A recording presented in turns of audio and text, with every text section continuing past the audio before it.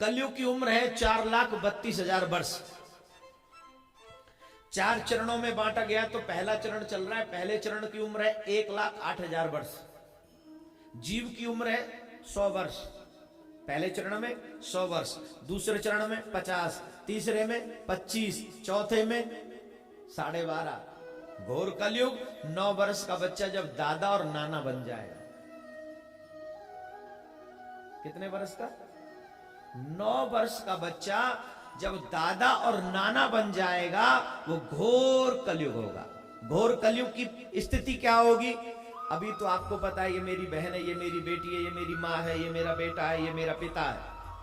घोर कलयुग उसको कहेंगे जहां पर कोई भी संबंध सुरक्षित ही नहीं होगा, जहां पर न बेटी है, न बहन है, न मां है, न पिता है, न भैया है। जहां कोई संबंध सुरक्षित नहीं है, पशुवत व्यवहार हो जाएगा।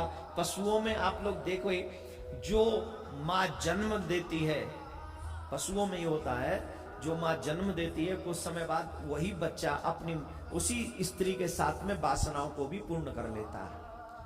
तो जो स्थिति उन पशुओं की है, घोर कलयुग में वही स्थिति हम मानवों की हो जाएगी। अभी तो मुझे ये पता है मेरे पिता कौन है, आने वाले समय में ये भी नहीं पता होगा किस बच्चे का पिता कौन है। इतना घोर पाप, भुखमरी कितनी होगी। एक रोटी के टुकड़े के पीछे लोग अपनी जान दे देंगे और दूसरे की जान ले लेंगे। एक रोटी का टुकड़ा, नदी के पार, उसको पार कोई दिखा दे, पता है कि नदी में बाढ़ है, मैं डूब मर जाऊंगा, लेकिन एक टुकड़े की चाह में वो नदी में कूद जाएगा और अपने आप को समाप्त कर लेगा। इतनी भुखमरी होगी कलयुग में। राजा बोलना ठीक नहीं है, जो हो रहा है वो भागवत में लिखा जा चुका है। जिन्हें घर चलाना नहीं आता वो देश को चलाएंगे। प्रजा पर इतने टैक्स थोप देंगे कि प्रजा गिनना भूल जाएगी कि टैक्स कितने। अभी मेरे को कोई बता रहा था 32 प्रकार के टैक्स हैं भारत पे लागू है इस समय। 32 प्रकार के टैक्स हम और आप चुकाते हैं। ये तो कुछ नहीं, टैक्स अभी और बढ़ेंगे। कलयुग के राजा कलयुग की प्रजा का शोषण करेंगे, जो हो रहा है।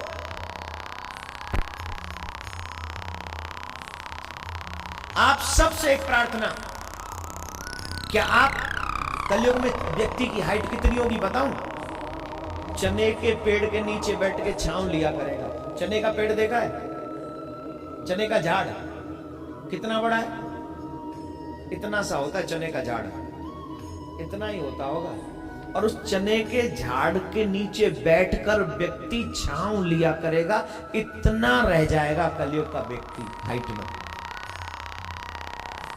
पाप के सिवा कुछ और नहीं होगा कलयुग में, हे मेरे भाई। इसीलिए मैं कहता हूं, अभी नहीं तो अभी तो भगवान की कथा है, आप सुन सकते हो, भगवान से प्यार कर सकते हो, भगवान के तीर्थ में जा सकते हो। तुम्हें पता है सारे रिश्तों की मान मर्यादाएं, माँ बाप भाई बहन सबकी मर्यादाएं।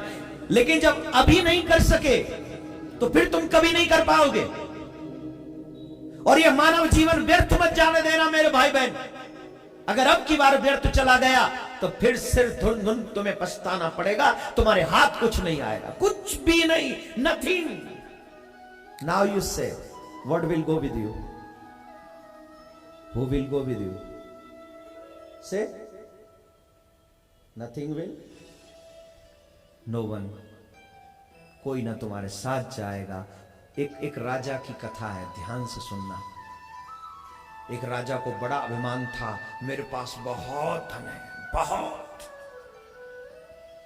किसी से मुंह सीधे बात नहीं करता था, किसी से नहीं बात करता था सीधे मुंह। एक दिन एक मस्त मलंग फकीर चले आए और राजा की बराबर में जाकर बैठ गए। राजा को लगा ये बाबा जी पागल हो गया है, इसको ये भी नहीं पता कि राजा की बगल में नहीं बैठते।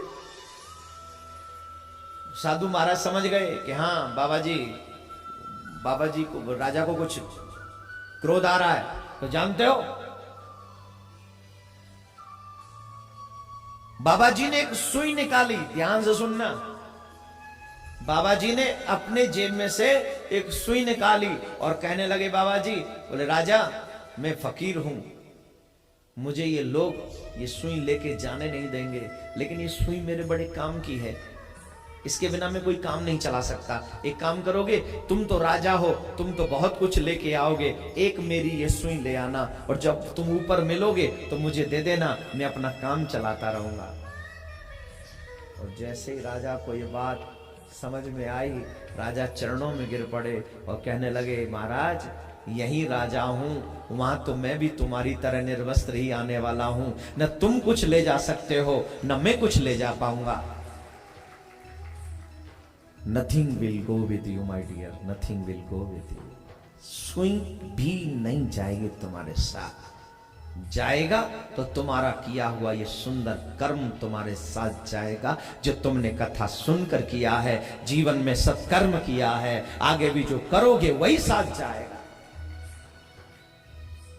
तो भगवान श्री कृष्ण ने कहा है उद्धव, घोर कलयुग में सिर्फ पापाचार बढ़ जाएगा, दुराचार बढ़ जाएगा, और ये मुझे बताने की जरूरत नहीं है, आज बाप बेटी का संबंध खत्म हो चुका है, हाँ या ना?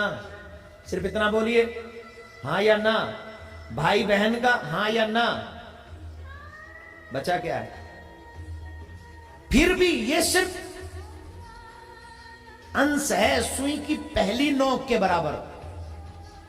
आने वाला भयंकर समय है, इसीलिए मेरे भाई बहन जो यहां बैठे, आज मैं आपको समझा सकता हूं कि अगर अपना कल्याण चाहते हो तो इसी जन्म में ऐसे कर जाओ कि दोबारा पुनर्जन्म ना हो और फिर हम 84 के चक्कर में ना पड़े। और अगर तुम्हें कुछ ना होता हो तो सिर्फ भागवत श्रवण करते रहो जब तक जिंदा हो, ये भागवत तुम्हें कन्हैया तक पहुंचा देगी और तुम्हारा पुनर्जन्म नहीं होगा, मैं आपको विश्वास दिलाता हूं। और अगर मानो तो भगवान मिलेंगे और न मानो तो जाके नाचो डिस्को में, आई डोंट केयर। मरोगे तुम, झेलोगे तुम, भोगोगे तुम, मेरे ऊपर क्या फर्क पड़ने वाला है। मेरा इस व्यासपीठ पे बैठने के नाते ये फर्ज बनता है कि आपके कल्याण की रास्ता मैं दिखा दूं, और आपकी कल्याण का रास्ता कोई मूवी थिएटर नहीं हो सकता, आपके कल्याण का रास्ता भगवान का कथा पंडाल ही हो सकता। भगवान श्री कृष्ण ने अपने स्वरूप को भागवत में विराजमान कराया, अंतर्ध्यान हो गए, और इस तरह से भागवत को हम यहां पर संपन्न करेंगे।